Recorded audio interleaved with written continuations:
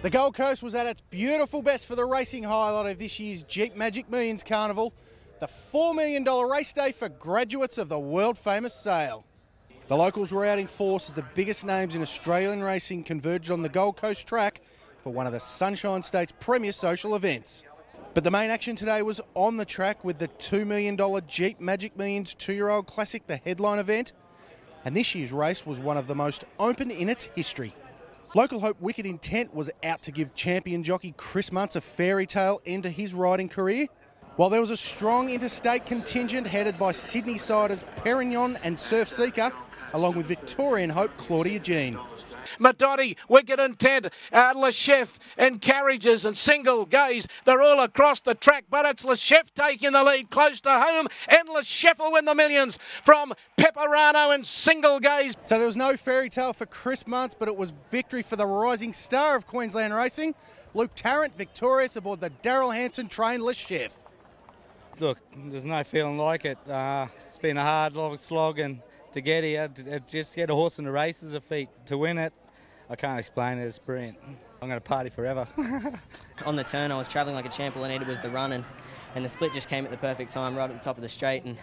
And look, he's just a tough little horse. He hit the gap like a champ, like a true campaigner, like he's been doing it all his life. And then once he got there, you know, it was tough to just stick it out, but all the way he was strong to the line. And the son of Exceed and Excel, a $120,000 purchase at last year's Gold Coast yearling sale, defeated the Liam Birchley trained Pepperano, with Single Gaze third for Nick Olive and Damien Oliver.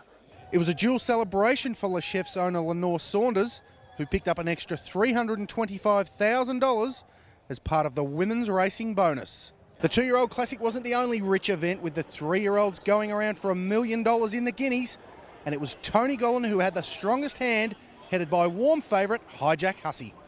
De Heros sped up on the inside from Echo Gal. Test the Shadows coming down the outside, but De Heros is the leader with about 50 metres left to go, and it is De Heros. De Heros, Test the Shadows second. I think Echo Gal might be third, just in front of Liberty Island. It was a South Australian victory in the Guineas, with De Heros getting the job done for Lloyd Kennewell and Rick McMahon.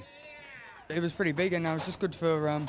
I was glad to ride the winner for the owners and the trainer. You know, they stuck loyal after last start. The horse done a lot wrong, and they could have easily opted for another jockey. But appreciate them sticking with me, and yeah, it was good. He let down really good today and done everything right. We paid $6,500 for him in Adelaide, and we always look for a few bargains as well as a few of the better price ones. And it's good to see those horses win for the battlers a few times.